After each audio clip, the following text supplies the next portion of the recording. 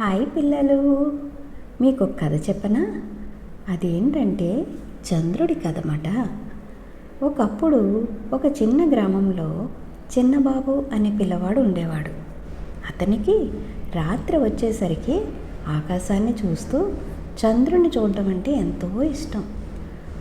అతను ఆరు బయట మంచం వేసుకుని దాని మీద పడుకుని చంద్రుని చూస్తూ ముద్దుగా ఆకాశం మధ్య వెలిగే తెల్లని చంద్రుణ్ణి చూస్తూ, చందమామ నువ్వు నాకు కథ చెప్తావా అని ప్రతిరోజు అడిగేవాడు. అలా అడిగేటప్పటికి ఎంతో మురిసిపోయిందట చందమామ.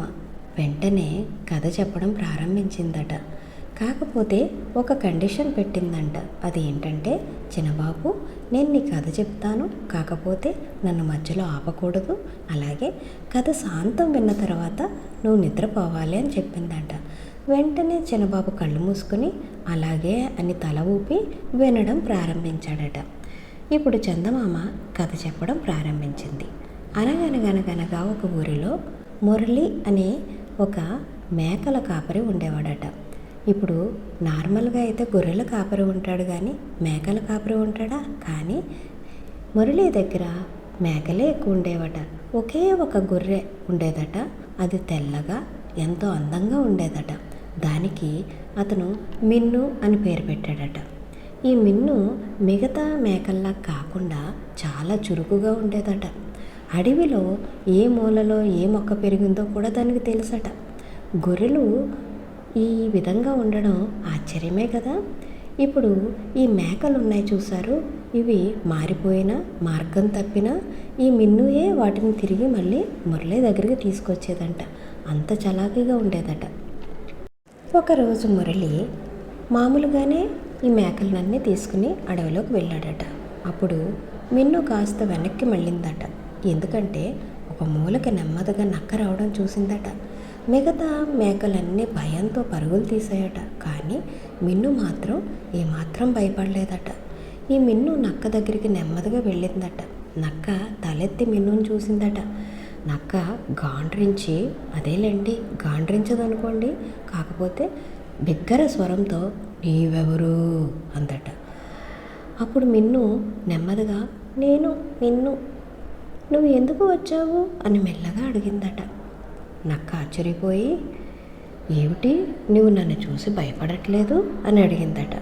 అప్పుడు ఈ మిన్ను గొర్రెపిల్ల ఏం చేసిందంటే, ధైర్యంగా నక్కతో మాట్లాడాలని తీర్మానించుకుంది. ఎందుకంటే ఇప్పుడు కనుక మేకలు పారిపోయినట్లుగానే నేను కూడా పారిపోతే మా వెంట తరిమి మడి వచ్చి మమ్మల్ని పట్టుకుని ఈ నక్క తినివేస్తుంది, కాబట్టి దీనితోటి మనం మాట్లాడాలి అనేసి నెమ్మదిగా నక్క పక్కకెళ్ళి, నీవు ఎలాగ ఎందుకు వచ్చావు అని అడిగిందట మెల్లగా మన మిన్ను. అప్పుడు నక్క ఈ మిన్ను ధైర్యానికి ఆశ్చర్యపోయి, అదేమిటబ్బా ఈ గొర్రె పిల్ల మిగతా మేకల్లా పారిపోకుండా నాతో ధైర్యంగా మాట్లాడుతుంది అని చెప్పి ఆశ్చర్యపోయి, సర్లే ఏదేమైతే నేను మేకలను తినాలి, ఈ గొర్రె పిల్లను కూడా తినాలి, కాబట్టి ఏం చెప్పిందంటే, నేను చాలా రోజులుగా ఆకలిగా ఉన్నాను, నాకు ఏదైనా తినడానికి కావాలి అని అడిగిందట. అప్పుడు మిన్ను నవ్వేసిందట. నవ్వుతుంటే నక్క కోపం వచ్చిందట. ఎందుకు నవ్వుతున్నావు అందట.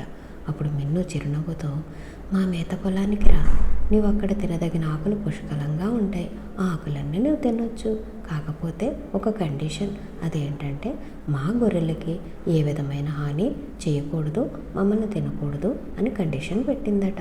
నక్క ఆలోచించిందంట. సర్లే ఇప్పుడు దీంతో వెళ్ళిపోదాం, తర్వాత నెమ్మదిగా వెనక నుంచి మేకల్ని గొర్రెని కూడా తినేద్దాం అనుకుని ఈ మిన్నుతోటి వెళ్ళడం ప్రారంభించింది. అలాగే మిన్ను అలాగే నక్క కూడా బయలుదేరి అక్కడ మేత పొలానికి వెళ్తున్నప్పుడు ఈ మురళి ఉన్నాడు కదండి, మన ఈ మేకల కాపరి, దూరంగా వస్తున్న ఈ మిన్నుని నక్కని చూశాడట. అమ్మో ఇదేమిటి, నక్కతో కలిపి మిన్ను వస్తుంది, ఏదైనా ప్రమాదంగానే జరగచ్చేమో అనేసి అతను ఏం చేశాడంటే, ఈ విధంగా రావడం మంచిది కాదు, కాబట్టి మనము మన దగ్గర ఉన్న కర్రని మనం ఉపయోగిద్దాం అనుకున్నాడట. వెంటనే తన దగ్గర ఉన్న కర్రతోటి ఎదురుగా వస్తున్న మిన్ను అలాగే నక్క అక్కడికి పరిగెట్టడం మొదలెట్టాడంట కర్రను పట్టుకుని. వెంటనే ఆ కర్రను చూసిన నక్క భయపడిపోయిందట. భయపడిపోయి అక్కడి నుంచి ఉడాయించిందంట. వెంటనే మిన్ను దగ్గరికి వచ్చిన మురళి, అదేమిటి నీవు అలా నక్కతో స్నేహం చేసావు అనగానే అప్పుడు మిన్ను ఎంతో అమాయకంగా, అంటే ఆకలిగా ఉందట నక్కకి, మేత పిలానికి తీసుకొస్తున్నాను ఆకలి గురించి అని చెప్పిందంట. అప్పుడు మురళి ఏం చెప్పాడంటే, కాదు, నువ్వు స్నేహం అనేది నీ సమబుజ్జీలతోటే చెయ్యాలి. నీ ఫ్రెండ్స్ అనేవాళ్ళు గొర్రెలు మేకలు మాత్రమే. నక్క ప్రమాదకరమైంది కాబట్టి నీవు నక్కతో స్నేహం చేయకూడదు. ఎందుకంటే అది ప్రాణహాని చేస్తుంది. కాబట్టి నువ్వు ఇక నుంచి ఈ ఆకులు అలములు తినే వాటితోటే నువ్వు స్నేహం చేయాలి తప్ప ఈ విధంగా గొర్రెలను మేకలను తినే వాటితో స్నేహం చేయకూడదు అని మన మిన్నుకి నచ్చ చెప్పాడట. అప్పుడు దూరంగా ఉండి పొంచి చూస్తున్న నక్క, అయ్యో గొర్రెల కాపరి ఉన్నాడని నాకు తెలియదే, అనవసరంగా ఇటువైపు వచ్చాను, ఇంకెప్పుడు ఇటువైపు రాను అనుకుంటూ పశ్చాత్తాపడి వెళ్ళిపోయిందట.